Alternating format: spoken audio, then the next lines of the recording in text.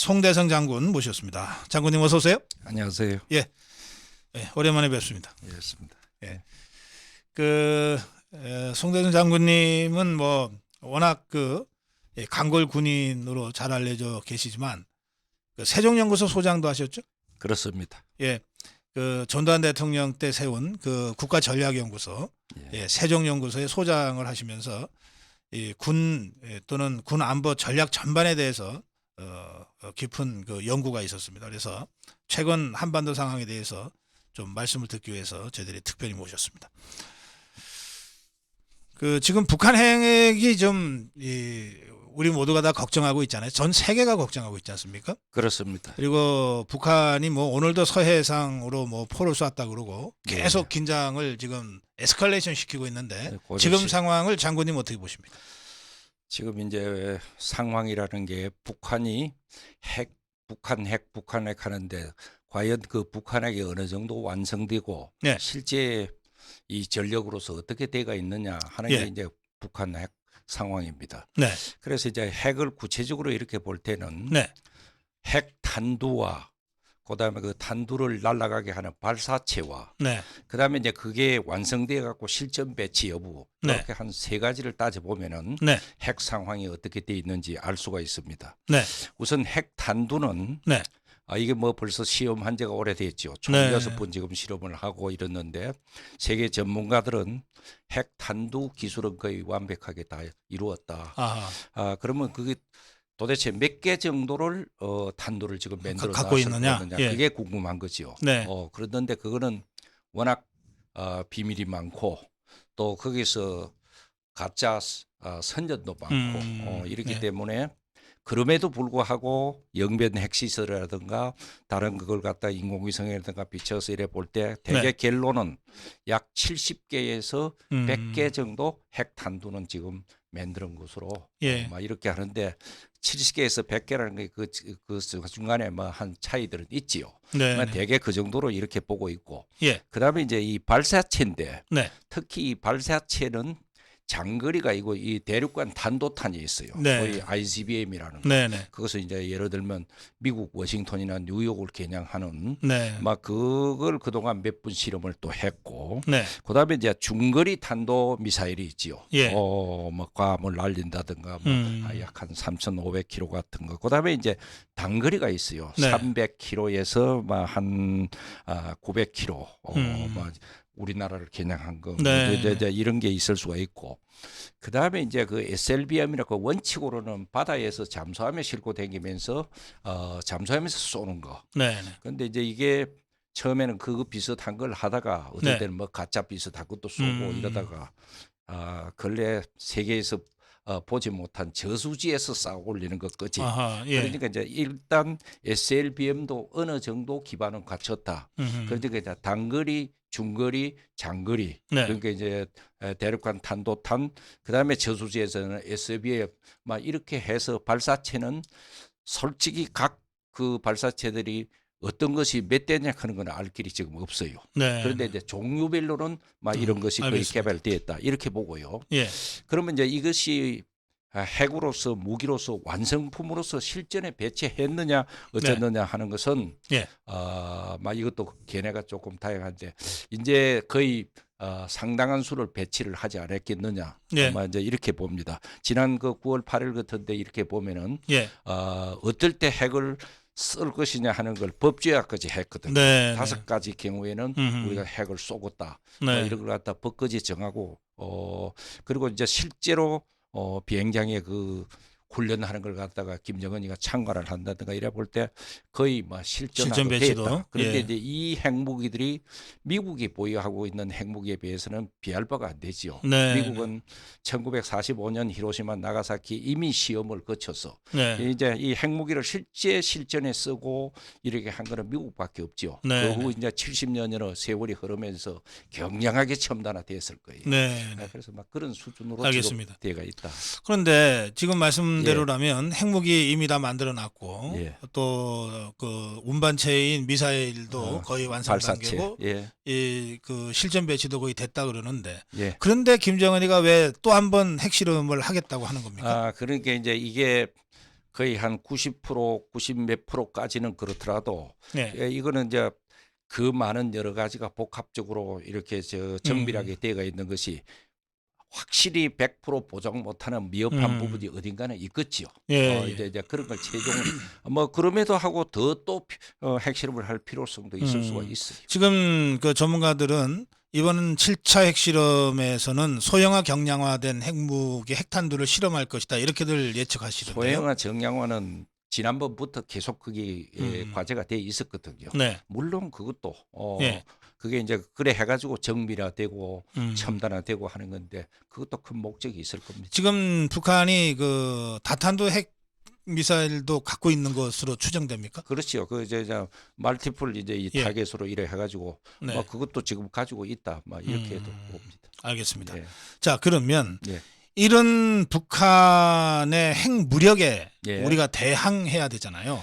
어떻게 해야 됩니까? 그 이제 실질적으로 이걸 어떻게 해야 될 것이냐 예. 하는 거는 사실 어제 오늘 걱정이 아니고 예. 한쪽이 핵을 갖고 한쪽이 핵을 갖지 않으면 핵을 갖지 않는 쪽은 핵을 가진 쪽에 노예가 되거나 인질이 된다. 네. 그거는 뭐 공식입니다. 네. 네. 그래서 이제 그렇게 모두 걱정을 하고 우리가 생존할 길이 뭐인가 하고 이제 고민도 많이 하고 했는데 예. 지금으로 봐서는 한마 두 가지 방안밖에 없어요. 네. 하나는 뭐냐 하면은 소위 한국형 킬체인, 삼축 체제. 삼축 체제. 예. 그러니까 이제 저기서 확실히 핵을 사용할 징후가 보이면 선제 공격해 버리는 거. 그게 이제 제1축이지요. 근데 그거는 우리가 재래식 무기로 공격하는 거죠. 재래식 무기, 핵무기 뭐 이런 걸로 하는 거죠. 그런데 네. 꼭 재래식 무기로 하라는 법은 없어요. 네. 사실은 뭐 미제 무기를 갖고 해도 네. 제1축에 해당되는 거는 과격해갖고 효과로 볼 수 있는 걸 갖고 하면 돼요. 반드시 이런 무기를 하라 그런 거 없습니다. 알겠습니다. 예. 그러니까 그거는 확실한 징후가 있을 때에 선제 공격을 해서 그걸 아예 핵을 못 쓰게 만드는. 그 다음에는 이제 선제 공격하는 걸 놓쳤을 때, 네. 그런데 이미 핵이 날라올 때에, 네. 근데 공중에서 이게 사실은 요격해 버릴 거죠. 네. 여기 이제 사드예요. 사실은 사드 예. 같은 거. 그 외에 꼭 사드가 아니더라도 우리 뭐 천궁 같은 거 이런 걸 가지고 얼마든지 또 이렇게 할 수도. 그게 이제 공중에서 요격하는 게 네. 제2축이고. 근데 공중에서 요격을 할 때 예. 상공 뭐 40km, 100km 그 사이에서 요격을 하는 거 아닙니까? 그거는 꼭 어느 지점이라고는 볼 수가 없고요. 제 질문은 예. 공중에서 요격하면 핵폭탄이 터져서 낙진이 결국은 우리 위로 오는 것 아니냐 이런 걱정들 하시거든요. 그런 걱정도 하는데 예. 사실은 지상에서 이렇게 폭파되는 거 하고는 효과가 많이 미미해지지요. 사실은 이제 그게 이제 어느 고공에서 격파가 되느냐도 틀리고 네. 또 고공인데 바다 위냐 어디냐서도 틀리고 그러니까 이제 그게 그만큼 초를 갖고 다투는 분초를 다투는 거죠. 그 요격하는 문제가. 그다음에 이제 제3축은 소위 그 대량 응징 보복하는 거예요. 네. 한 방 맞았다. 그랬을 때 막 완전히 평양을 날려버린다든가 뭐 잿가루를 만든다든가 그런 것까지도 완전히 해놓고 북한이 아무리 계산을 대도 이거 먼저 공격을 하든가 핵 공격을 했다가는 내 자신이 없어진다 하는 게 우리 한국형 소위 삼축형이에요. 그다음에는 이제 요번에 이제 유심히 보면 지금 한미 관계에 무슨 일이 이루어지고 있느냐 하는 것을 보면은 그 답이 좀 나와요. 지난 5월 21일에서 23일간에 바이든 대통령이 한국에 와가지고 우리 윤석열 대통령하고 무슨 이야기를 했느냐 하면은 앞으로 한미 간에는 확장 억제력 그걸 갖다가 익스텐디드 디터런스라고 그래요. 그렇게 이제 미국의 안보 역량을 확장을 해서 8월 같으면 이랬던 걸 쭉 뻗어서 그 안보 역량이 한국까지 강하게 오도록 만든다. 그게 이제 익스텐디드 디터런스를 강화한다 하는데 그게 재미있어요. 그 유심히 안보 전문가가 아니면은 그걸 못 읽습니다. 보면은 그게 제일 먼저가 뉴클리어 핵 포함 핵 그다음에 재래식 무기 미사일 이 세 안보 역량을 팔을 쭉 뻗어서 확장 억제력을 강화한다 하는 내용이 그게 있고 핵이 포함되어 있습니까? 그렇죠. 미국의 핵 스테이트먼트 두 정상이 한 그 성명서에 그게 있어요.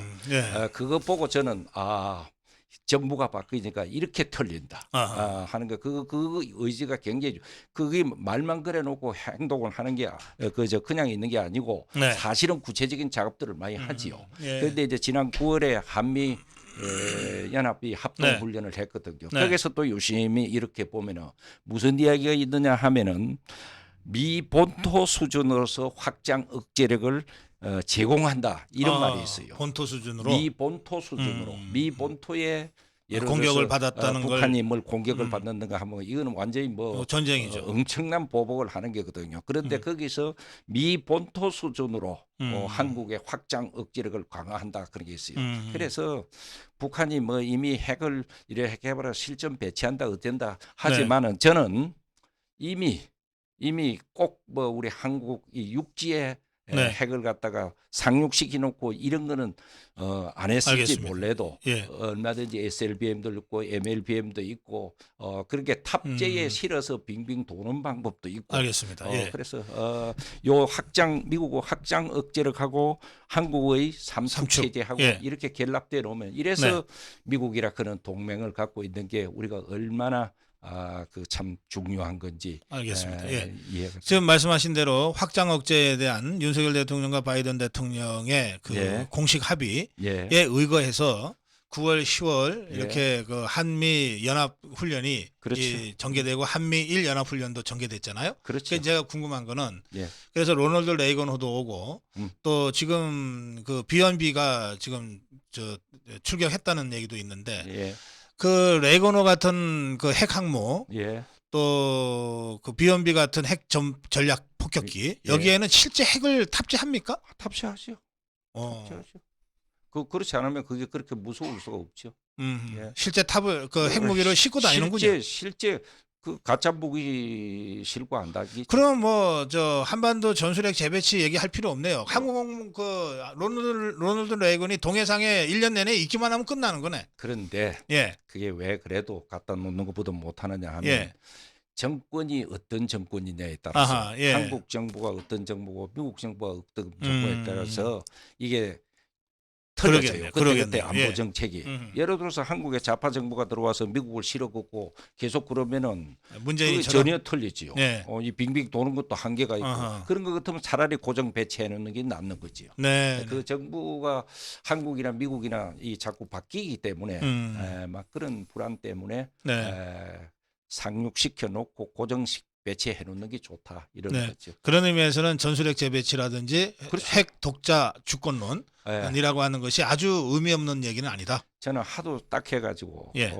미국이 이게 이제 조금 가능성이 있다고 보는데 미국이 사실은 그 비핵화 전 세계 비핵화 분위기에 맞춰가지고 예. 한국을 핵을 개발을 자꾸 그 못하게 하잖아요. 네. 왜냐하면 필요하면 동맹국인데 우리 핵 갖다 쓰면 된다 그래요. 하는데 사실은 에치스 라인 우리 경험도 있고 예. 이게 그렇게 쉬운 게 아니라고요. 그래서 어쨌든 제가 이 핵 문제 때문에 이스라엘을 자주 왔다 갔다 하면서 이스라엘 네. 사람들 그 하고 논의도 예. 많이 이렇게 해보면 지금 이스라엘은 실질적 핵 보유 국가입니까? 그 실질적 핵 보유국이죠. 예. 그게 이스라엘이 아랍 국가에 비해서 인구 50분의 1밖에 안 되거든요. 예. 50배가 되는 아랍을 상대로 해서 꼼짝 못하고 그래도 이 안보를 하는 거는 핵을 보유하고 있기 때문에 그래요. 네. 이제 그런 것처럼 그쪽에 그 전문가들은 군사 전문가들은 닥터송 그 쓸데없는 언제 불량 국가나 공산주의 국가하고 대화나 협상에 의해 갖고 핵을 포기하는 거 봤느냐 이게. 그 쓸데없는 짓 하지 말고 빨리 핵을 가져라. 그런데 이제 그 갖는 방법으로서는 네. 미국하고는 상의를 하기는 하지만은 네. 꼭 이스라엘도 그런 걸 부딪히는데 그런데 그게 상의할 일이 있고 또 안 할 일이 있다. 기정사실화 시켜가면서 그렇지. 그러니까, 설득하고 그래 뭐 저 통보할 거는 하고 한섬 정 안 되면 우리는 네. 살기 위해 할 수 없다. 그거 독자 개발하는 것밖에 없다. 네. 그런데 네. 이제 거기서 그 임바라는 유명한 백인 사다트 센터 소장이 제하고 참 친한 친구예요. 네. 그 친구는 정 안 되면 빌려다가도 갖다 놔라. 아. 세계 핵 보유국이 10개국이나 있는데 네. 돈 주면은 네. 이게 전쟁과 사랑에는 수단과 방법이 없다는 소리가 있잖아요. 그게 무슨 법을 지키고 뭐 이렇게 착한 모범생매로 해갖고 되는 게 아니다 이거예요. 예. 그러니까 돈을 주고 이제 사고든가 그것 저 참 빌려오든가 네. 그것도 잘 안 되면 사오든가. 그것도 안 되면 훔쳐라도 와라. 그것도 안 되면 수단과 방법을 가리지 말라 그러시니까. 훔치는 방법은 이야기를 안 했는데 하여간 그것도 안 되면은 통보하고 개발하는 예. 수밖에 없다. 알겠습니다. 그런 이야기를 제일 좋은 거는 전술핵 갖다 놓는 거다. 알겠습니다. 예. 그런 의미에서 예. 미국은 공식적으로 지금 전술핵 재배치는 안 한다는 입장을 견지할 수밖에 없지만 또 예. 미국의 처지와 입장을 생각하면 그런데 예. 우리 입장은 한미 동맹이라는 튼튼한 기반 위에서도 우리 입장은 그 대목에서는 미국과 좀 달라질 수 있다. 그런데 그 분위기도 네. 몇 년 전에 비해서는 많이 지금 달라지고 있어요. 그게 북핵이 폐기된다는 전제하에 예. 남한이 핵을 가지면은 뭐 세계 비핵화 정책이 위반된다 이랬지만은 결국은 실패했잖아요. 네네. 결국은 핵 비핵화 시키는 미국과 한국의 노력, 세계적인 노력은 실패하고 그렇습니다. 결국 북한은 이러니까 네. 전문가들 사이나 정책을 하는 사람들 결국 한국을 핵무장 그렇죠. 시키는 수밖에 없다 그동안에 하는 그 여론도 지금 예. 상당히 옛날에 비해서는 많이 이렇게 올라가 있어요. 그러니까 외교적 방식이나 그 압박 방식은 실패했다고 하는 것을 네. 적어도 미국 전문가들은 다 인정할 거예요. 인정해. 대외적으로 공표는 못해도. 왜 그러냐 하면 정권이 자꾸 바뀌니까 예. 이 일관성이 사실은 이 독재 국가에 비해서는 한결같이 그렇게 못하고 자꾸 정책이 바뀌거든요. 그렇죠. 거기에 의해서 결국 결론은 그게 사실 우리 비핵화 약점. 실패예요. 알겠습니다. 예. 자, 장군님. 예. 오늘 제가 아까 오프닝에서 잠깐 전해드렸는데 폴란드에 그 천무를 수출했다고 그럽니다. 다연발 로켓포. 예. 또 K9 자주포, K2 탱크. 예. 이런 것들을 폴란드에 수출했다 그러는데 K 방산이라고 하는 이 무기들이 실제로 저 세계적으로 지금 통하는 것 같아요. 그게 통하는 게 예. 우리 한국 사람이 사실 이스라엘 사람 못지않게 네. 경쟁이 이 재주가 있는 것 같아요. 예. 그래서 지난번 그 바이든 대통령 오산에 와서 연설을 하는 거 유심히 들었던가 모르지만은 저는 이야 참 격세지감으로 많이 바뀌었다.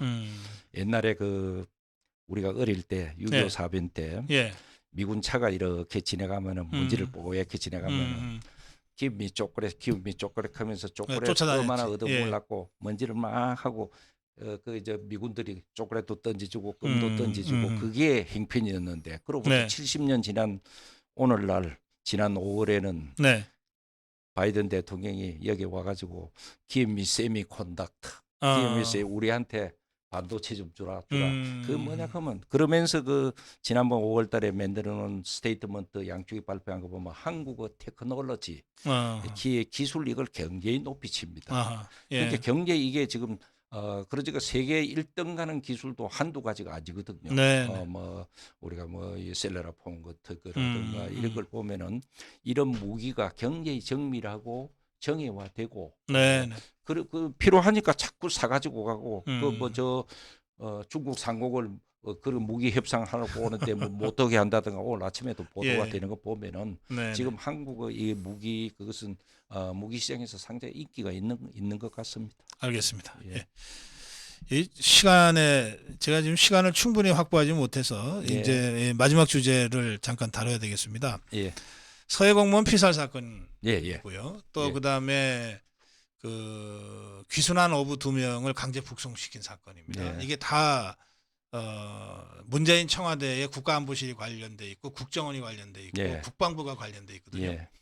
그리고 결국은 문재인이라는 자가 관련돼 있죠. 맞습니다. 이 사건을 장군님 어떻게 보십니까?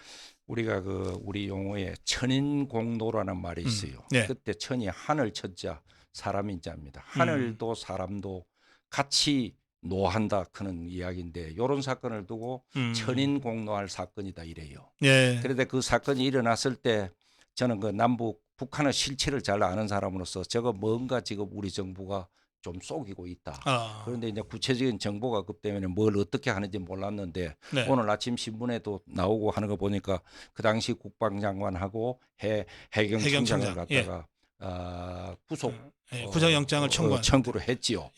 100분 맞는 이야기예요. 왜냐하면 국민의 생명과 재산을 지켜야 될 그 책임자들이라고요. 그러던데 이게 제 자리 하나 때문에 설사 지시가 내려오더라도 네. 그런 짓을 하면 안 되지요. 네. 그런데 그게 지금까지 언론에 보도된 거 보면 사실 우리 국민을 갖다가 적이 총격에 의해서 살해를 하고 불태우는 것을 자진월북했다 컨섬 이 이야기를 만들기 위해서 60여 건의 정보를 갖다가 삭제로 하고 예. 허위 조작을 하고 이랬다는 거 아니에요. 네네. 그러면 삭제를 하고 허위 조작하는 거는 지금 구속영장을 청구한 이 친구들이고 네네. 누가 이걸 지시했냐 이게야. 네. 그러니까 이제 이게 시작 같아요. 네. 이거는 반드시 밝히고 다스려야 네. 이 안보 정책이 바로 섭니다. 예. 이게 안보를 갖다가 이 완전히 정치화 시켜가지고 자기 백성을 갖다가 적한테 이렇게 내주고 이게 천인공노할 사건이에요. 이런 사안의 경우에 예. 지금 좌파들은 예. 국가안보실장 예. 또는 비서실장이 최종적으로 결정한 것처럼 지금 이 주장을 하고 있는데 대통령이 사전 사후 보고 재가가 없이 이런 일이 가능합니까? 안보실장이라 뭐 그것은 하나의 참모 아닙니까? 예. 참모고 최종 결정은 군 통수권. 예.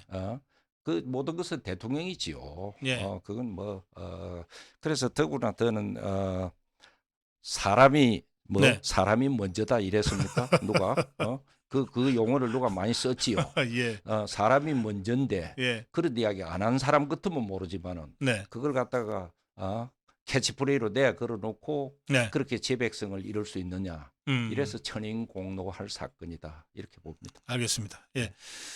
이 송대성 장군님 지금 말씀 들으면서 많은 분들이 아주 이 지지 응원 문자들을 많이 보내고 계십니다.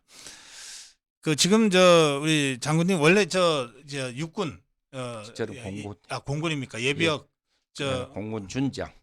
별 하나입니다. 예. 예비역 준장. 예. 지금 대수장 활동하고 계십니까? 대수장을 제가 지금 공동 대표가 한 10명 되는데 그 중에 총괄을 하는 상임 대표입니다.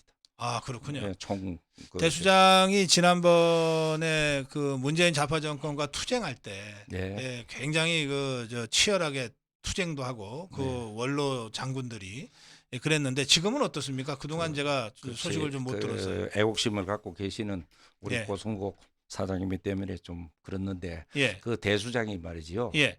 2018년 네. 11월 21일 날 전쟁기념관에서 국민들이 매우 지겨 오면서 국민 대토론회라 하는 걸 했어요. 네, 그게 네. 오늘날 대수장이 이래 발족되는 그랬죠. 예. 하나의 큰 그거였는데 예, 그게 대수장이 대한민국 수호 예비역 장성단 이게 대수장. 뭐냐 하면은 문재인 정권이 들어서고 2년째가 2018년입니다. 네. 그때 보니까 속절없이 용어를 어떻게 했던 이게 이제 공산화로 가는 거예요. 네. 그래서 지금 예비역 장성들이 한 2천여 명 돼요. 그런데 장군이라 그런 거는 예. 전쟁이 있으면 전쟁터에 있어야 되고 예. 나라가 위기에 있으면 위기 현장에 있어야 돼요. 네. 그래서 이제 장군들이 우리 이렇게 있을 수 없다. 네. 지금 특히 9.19 남북 군사분야 합의라 하는 게 이게 이제 서명이 될 때 그거는 네. 안보를 좀 아는 사람이 보면 전쟁 한번 총합막 안 싸고 대한민국 군대가 일방적으로 무너지는 대한민국 안보 영역에 일방적으로 무너지는 그게 그거예요. 지금 네. 이 현 정부가 아직 그거를 우리는 폐기 안 하고 있다 그러는데 그거는 잘못된 거예요. 마치 어떻게 보면 한쪽은 불량배가 규율도 지키다라고 약속을 해놓은 걸 네. 그래도 그게 무슨 어떻게 지키는가 나는 지키다 그 소리 듣기 위해서 이렇게 가는데 그거 빨리 폐기시켜 버려야 되는 거예요. 그게 이제 그런 걸 보고 예. 뭐 정부 보고 건의한다고 될 것도 아니고 이거 국민들한테 대토론을 해서 나라를 이래 끌고 가는지 또 되는지 보자. 네, 청와대에 그거 한 사람들 전부 나오고 국방장관 나오고 자리 딱 마련해놨어요. 네. 그래 국민 대토론을 하자. 그런데 한 사람도 안 나오고 안 나오기 때문에 20개의 공개 질의를 제가 또박또박 했습니다. 예. 이래도 되느냐 하는데 끝나도록까지 거기에 대한 답변이 없어요. 그래서 그거 어떻게 되냐 물으면 뭐 국방부에 내겠다 그거 국방부는 위에서 안 받았다 네. 그거 이렇게 돼 가지고 네네. 만들어진 것이 대수장이다. 대한민국 수호 그 다음 해에 2달 후에 출범한 것이 알겠습니다. 대한민국 수호 예비역 장성단인데 예. 요거는 조금만 더 들으십시오. 이게 세계적으로 이 공산화로 되는 과정에 장군들이 모여갖고 일종의 그 반체제 집단이에요. 자유민주주의를 지키기 위해서 공산화를 가는 그 정권에 대해서 반체제를 하는 거예요. 예. 그런데 이제 그런 경우는 세계적으로 아무데도 없었다는 거예요. 네. 그때 이제 네. 백선엽 대장님도 휠체어를 타고 나오시고 모두 이래갖고 그게 영어로 다 번역돼가 있습니다. 네. 그러니까 역시 대한민국 장성들은 다른 나라하고 틀린다 네. 하면서 그게 상당히 역사적으로 높이 평가되는 기고, 그래서 이걸 어떻게 할 것이냐 하는 걸 보고 대한민국이 자유민주주의가 확고히 되고 좋은 역사, 다시 나쁜 역사로 돌아가지 않도록 좋은 역사가 되도록까지 이거 뭐 하나의 NGO로서 더 튼튼하게 이걸 예. 해야 된다 하고 지금 유지하고 있습니다. 그러니까 정권 바뀌었다고 대수장 활동이 중단될 이유가 하나도 없는 없습니다. 거죠. 여전히 좌파와의 예, 이념 전쟁은 그게 계속 무슨 중이죠. 뭐 정치적인 이런 게 아니고 네. 대한민국 자유민주주의를 지키고 네. 역사를 바로 지키는 하나의 그 NGO로서 알겠습니다. 지금 활동을 하고 있습니다. 대수장이 유튜브를 했었는데 지금도 하고 계십니까? 장군은 소리라고 했었는데 예. 이래저래 형편이 어렵고 해가지고 네. 막 하기는 해야 되는데 SNS 시대에 네. 그래서 여러 가지를 지금 궁리를 하고 있습니다. 그러시군요. 예. 그 공군 준장 출신이시면은 파일럿 전투기 비행사셨습니까? 저는 조금 하다가 교육장교로 돌아가지고 예. 공군사관학교 교수하고 네네. 그다음에 이제 미국 유학 갔다 와가지고는 네. 군 정보기관에 근무를 하고 막 이렇게 했어요. 예, 그러셨군요. 알겠습니다. 지금 저 한미 그 동맹 관련해서 활동하시는 걸로 제가 알고 있는데. 제가 그 장군단 그 대수장을 만드는데 열심히 좀 한 역할을 하고 가만히 생각하니까 예. 역사를 변화시키는 요소는 막 크게 두 가지예요. 하나는 예. 소위 내부적인 요소. 네. 국민들이 막 죽자 살자 우리나라 역사 이렇게 만들겠다 하면 역사는 그렇게 가요. 네. 그 지옥을 가든 천당을 가든 국민들이 이해했고. 그렇죠. 그런데 우리나라 국민이 그때 여러 가지를 이래 보니까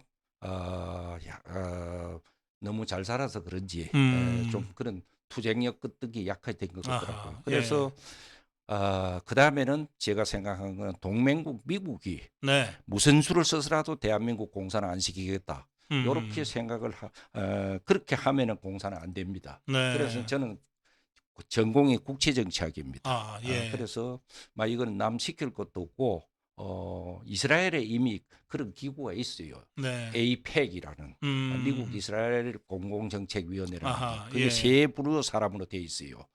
미국에 사는 주이시 아메리칸, 그다음에 이스라엘을 좋아하는 미국인들, 네. 그다음에 이스라엘 사람들 중에서 미국과 이스라엘 관계가 가장 중요하다고 주장하는 사람들, 요게 한 10만 명 해갖고 AIPAC이라는 걸 만들었어요. 그래요. 제가 예. 이제 이스라엘을 떠나면서 그게 있다는 걸 알고 한국은 왜 그걸 못 만들까? 저걸 만들어 보자 하고 사실은 지난 한 4년간 저는 그걸 만들기 위해서 거의 한 1년은 미국에서 교환 교수도 있었고 그러셨군요. 그래 왔다 갔다 예. 하는 셈 이제 그렇게 해서 만들어진 단체가 그게 있습니까? 이제 아쿠스라 하는 겁니다. 아쿠스. 예. 아메리카 코리아 유나이티드 소사이어티. 그래서 미국에 지금 14개 지부가 생겼고요. 네. 한국에 사실은 제가 아쿠스 그 총 대표입니다.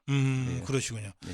그 우리말로 뭐라고 번역이 됩니까? 한미연합회 한미연합회. 혹은 한미결속회. 한미결속회. 그게 예. 뭐냐 하면 정부 대 정부 관계가 아니고 피플 네. 대 피플. 그렇죠. 그래서 정부가 바뀌니까 이 한미 관계가 아하. 너무 요동을 쳐요. 예. 그래서 우리도 미국에 있는 교포들, 네. 한국을 사랑하는 미국인들, 네네. 그다음에 이제 한국인 중에서 한미 결속이 우리 역사의 가장 중요한 요소 중에 하나다 생각하는 사람들, 네. 저는 한 60~70%는 된다고 봐요. 알겠습니다. 이런 사람들이 결집해서 지금 아쿠스 계속 발전시키고 있습니다.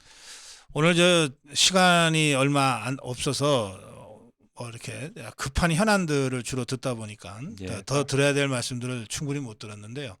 장관님 저희들이 자주 모실 테니까 지금 이 어렵게 만드신 아쿠스 한미연합회 그거 활동, 한번 들을 필요가 있습니다. 예, 그리고 대수장 활동, 네. 그리고 또 지금 사실은 북한이 완전히 비핵화되기 전까지는 언제든 군사 도발과 긴장은 우리가 계속되니까. 생존책. 그렇죠. 예. 이 문제 관련해서 앞으로도 계속 좋은 말씀 들려주시면 좋겠습니다.